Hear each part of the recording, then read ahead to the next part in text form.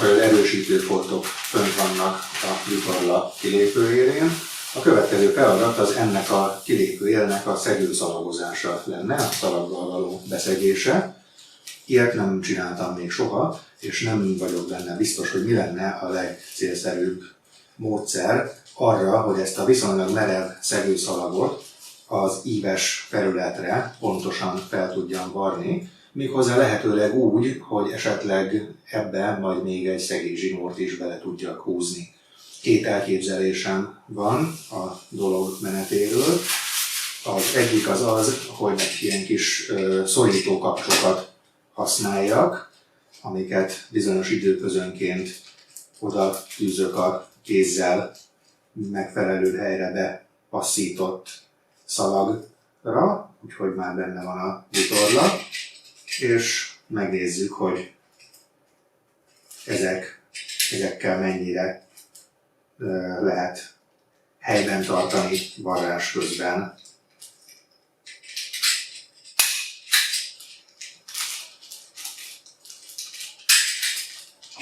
Istené, és kapásbornál Isten feled mellé is megy. Ezt nem szeretném, hogyha túl sokszor csinálnám menet közben. Ha nem működik ez a kapcsos megoldás, lehet, hogy ezt már csak a merevebb belépő életnél fogom tudni hasznosan csinálni, akkor a másik, amit el tudok képzelni, az az, hogy stittes ragasztóval a vitorla egyik oldalán, szerintem a színén fölragasztom a szegőszalagokat, a stittes ragasztó az valamennyire korrigálható, utánállítható, és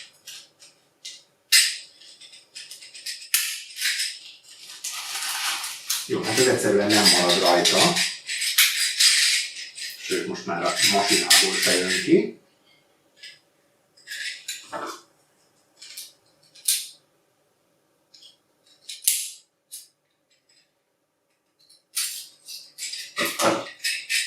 Úgyhogy azt hiszem, hogy ezzel én most nem próbálkozom tovább, hanem akkor marad az, hogy stittes ragasztóval bepasszítsam a szalagot. Vitorlának a színére fogom tehát fölragasztani. Remélhetőleg a ragasztó az elég erős lesz ahhoz, hogy ívbe tudjam már hajlítani itt helyben a vitorla szélén, és akkor utána úgy varrom föl, hogy a fonák oldalon ott viszont csak a varrás fogja tartani, tehát reményeim szerint lesz benne még annyi hely, hogy abba be tudjak húzni egy szegélyzsinót.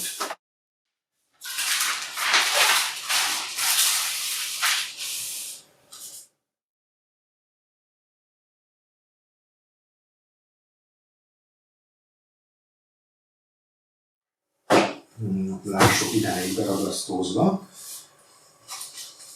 hogy megy a szalagnak a fölbigyeztése.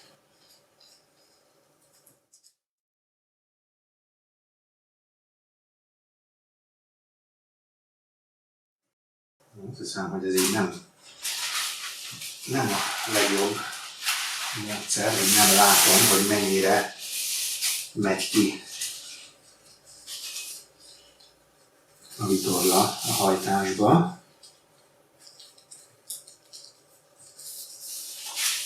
Mi lenne, hogyha így próbálnám meg, hogy a széthajtott szalagba illesztem bele a vitorlát.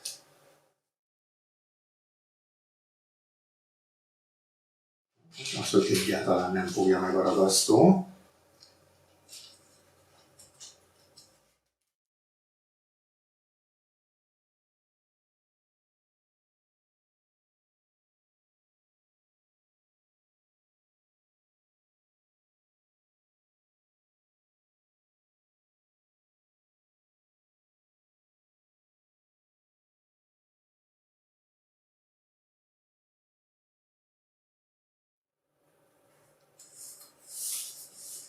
Nem, ez így határozottan nem jó.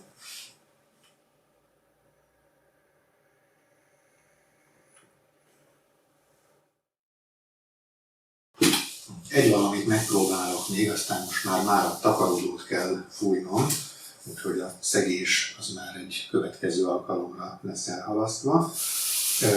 Arra gondoltam, hogy talán egy kicsit az eddigieknél melegebbre állított vasalóval, a selyemfokozat felső határa tájára állított vasalóval meg tudom csinálni azt, hogy valamennyire ezt a ívet a szövetnek a saját tartása ellenére bele tudjam vasalni a szegőszalagba, és hát ha akkor utána könnyebb lesz a sárkánynak az íves kilépő élére fölhelyezni a szegőszalagot.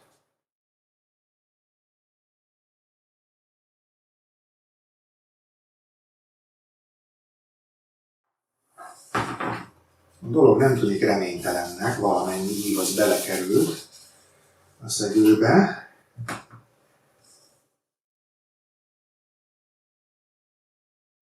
Ez persze csak egy hozzávetőleges találomra készült ív, magának a sárkánynak egy nem egyenletes íve van, a tat közelében, a gerincvég közelében meredekebben hajlik, és a szárnyvégekhez közeledve egyre finomabban, de ha bármiféle hajlásom van már a kívánatos irányba, akkor abban bízom, hogy azért könnyebb lesz a megfelelő hajlásra beügyeskedni, szükség esetén beráncolni ezt a szegőszalagot.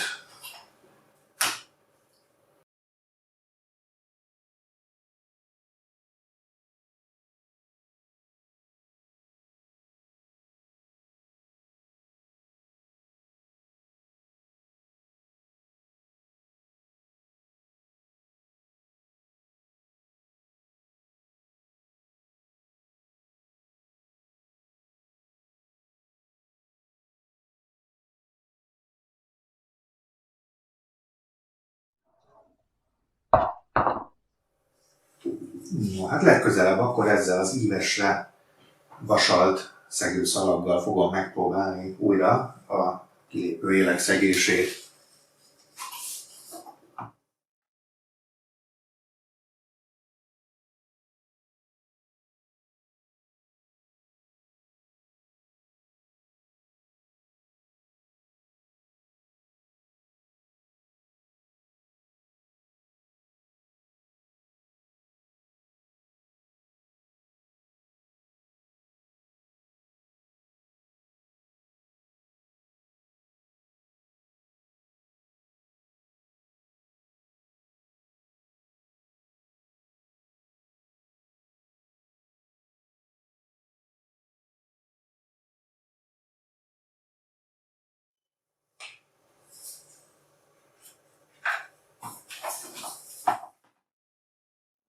Egy újabb nehéz szakasz előtt állok a varrás projektben. Most kerül sor arra, hogy megpróbálom felvarni a kilépő élekre a szegőszalagot. Amiket előkészítettem, egy kék és egy sárga színű szegőszalagot, azokon sokat törtem a fejemet, mert hogy a kék szalagnak egy kicsit más volt az anyaga, valamivel vastagabb és merevebb volt, mint a sárga szalagom. Kértem tanácsot ezzel kapcsolatban a sárkányfórumosoktól, és határozottan többektől is azt a tanácsot kaptam, hogy ne használjak különböző anyagot a sárkány két oldalának a kilépő élére. Úgyhogy bár ez a szerekóta színkoncepciómban nem olyan szépen illik, végül is a sárga szegőszalagból vágtam le és vasaltam elő még egy darabot, és sárgával próbálom meg beszegni mind a két oldalt. A szegőszalag fölvitelével kapcsolatban azt a tippet kaptam, hogy ne próbáljam meg előragasztani az egész szalagot semmilyen módon a vitorla élére, hanem legfeljebb az első néhány centin alkalmazzak egy darab ragasztást, és utána pedig nincsen más megoldás arra, hogy ez pontosan rá legyen téve az íves kilépőjelre, mint az, hogy az ember nagyon lassan var, és néhány centinként megigazítja egymáshoz képest a vitorla darabot és a szalagot, ami a szegélyére megy. Úgyhogy ezzel fogok most megpróbálkozni. A videó, amit megnéztem a szegőszalag felvarrásával kapcsolatban Kajóti mestertől, Enrico Brücknertől, abban ő a szalagot a egyik szárnycsúcsnál kezdi, és mivel ő egy már összevart vitorlával dolgozik, ezért ettől a szárnycsúcstól halad a sárkány tatja felé, majd a tattól szépen folytatólagosan, bár egy másik szalagdarabbal tovább a másik szárnyvég felé. Nekem egyelőre nem sikerült rájönnöm, hogy mi az előnye annak, hogy a szegőszalagokat a már összevart két vitorlafélre rakom föl, és most úgy próbálom meg megcsinálni, hogy még külön vannak a vitorlafeleim, viszont annyit le tudtam venni ebből, hogy itt nem olyan sokat számít a varrásnak az iránya. Elvileg a feszültséget viselő varrásoknál érdemes a két vitorlafélen mindig ugyanazt az irányt tartani, ez azonban nem egy feszültséget viselő varrás, ennek csak annyi a dolga, hogy összetartsa, rajta tartsa a szegést a vitorlának a hátsó szélén. Tehát én most úgy fogom csinálni, hogy mind a két szárnyvégen a szárnycsúcs felől indulok el, azért, mert itt a szárnycsúcson a íg az sokkal enyhébb, mint közel a tathoz, és arra számítok, abban reménykedem, hogy így akkor előragasztás nélkül el fogom tudni kezdeni a varrást, és aztán utána majd a finom illesztéseknél már hozzá lesz rögzítve a sárkányhoz varrással a szalagnak a nagy része, amikor erősebb ívekre kerül sor. És hogyha mind a két vitorlafélen a szárnyvég felől intézem ezt a varrást, és ugyanakkor azt szeretném, hogy ne kelljen a komplet vitorlát átdugnom a varrógépen, akkor ez azt fogja jelenteni, hogy az egyik oldalon a vitorla fonákja felül, a másik oldalon pedig a vitorla színe felül varrok, de ebben sem gondolom, hogy bármi komolyabb probléma lenne. A szegés kezdeténél Coyote egy pár milliméteres ráhagyást tesz, tehát egy kicsivel hagyja túllógni a szegőszalagot a vitorla végén, a szárnycsúcson, úgyhogy én is ezt fogom csinálni, és úgy tűnik, hogy a mesterek itt is összetett cikcakköltést használnak, de mivel itt egy keskeny szegőszalagról van szó, és ennek a külső részébe én még egy szegélyzsinót is szeretnék behúzni, ezért nem merem itt most ezzel a 6 mm széles összetett cikcakkal készíteni a varrást, hanem megpróbálkozom egy 4 mm széles és 2,5 mm hosszú cikcakköltéssel erre a részre.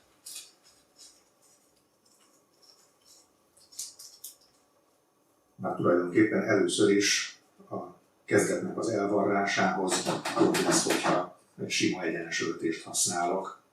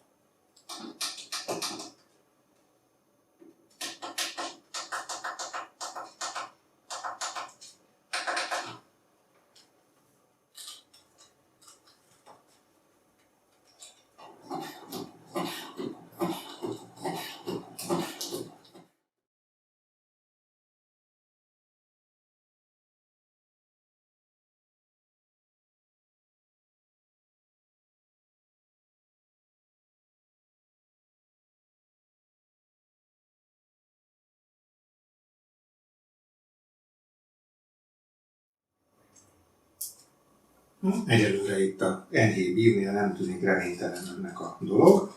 Arra kell még figyelni, hogy a minden egyes utánigazításnál a varrógépnek a tűje az lent legyen. Az én varrógépem azt tudod, hogy alapbeállításban, amikor megáll, akkor lent tartja a tűt bent az anyagban. És ezen kívül pedig, mivel igyekszem nagyon közel varni a szegőszalagnak a széléhez, ezért néha egy kicsit túlmegyek rajta, és varrok egyet csak a vitorlán, de megint csak, mivel ez nem egy teherviselő varrás lesz, ezért nem gondolom, hogy ez különösebb problémát jelentene.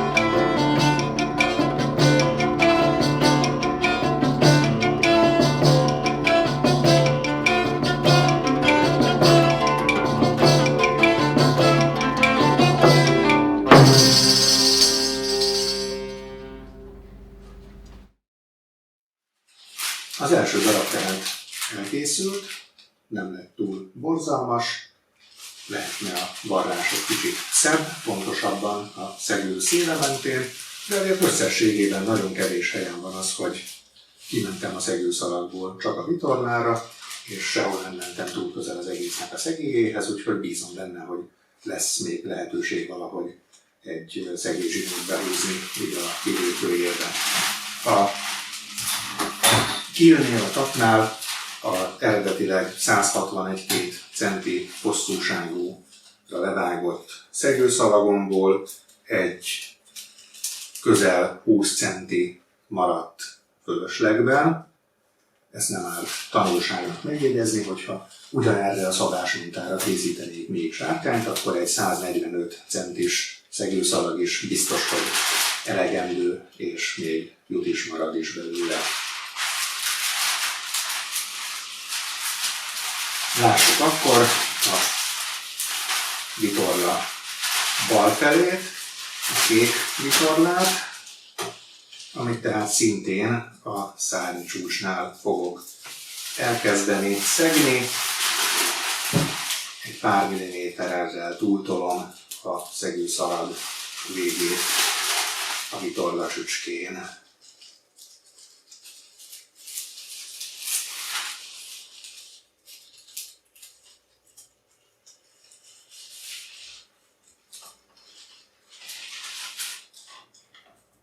Ezt igyekszem szépen pontosan helyben tartani, és kezdő elvarrásnak 3 mm hosszúságú egyenes öltést használok. Nagyon rövid öltéshozt azt általában nem ajánlják ezekhez az anyagokhoz, mert egymáshoz túl közel levő lyukak túlságosan gyengítik az anyagot.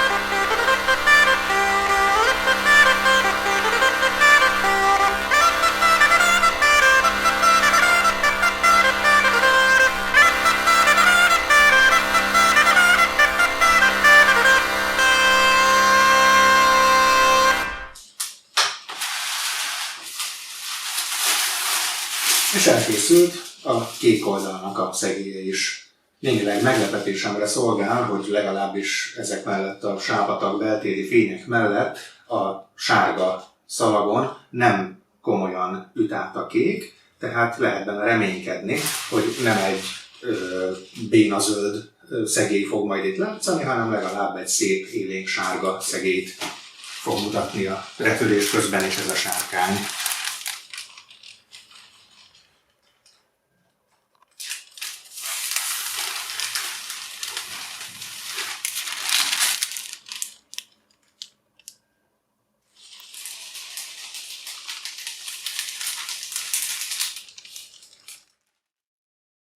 Ennek a munkafázisnak a tanulságaképpen megállapíthatom, hogy a szegőszalagot föl lehet varni a kilépőjelre, anélkül, hogy az ember valami firnyákos módon előre rögzítené a vitorlán a szalagot. Egyszerűen oda kell fogni hozzá, és szépen lassan haladva, folyamatosan utána állítva, sok odafigyeléssel meg lehet csinálni. Az előzetes ívbevasolással nem találkoztam, hogy más is csinálná, de én úgy tapasztaltam, hogy segített a későbbi felvarrásnál, és nem hiszem, hogy a vasalás károsítaná a szalagot, tehát szerintem ez egy hasznos előkészítés a varráshoz. A következő epizódban folytatom a vitorlának a kidolgozását különféle további részletekkel, addig pedig ne felejtsétek el lájkolni, feliratkozni, megosztani, stb.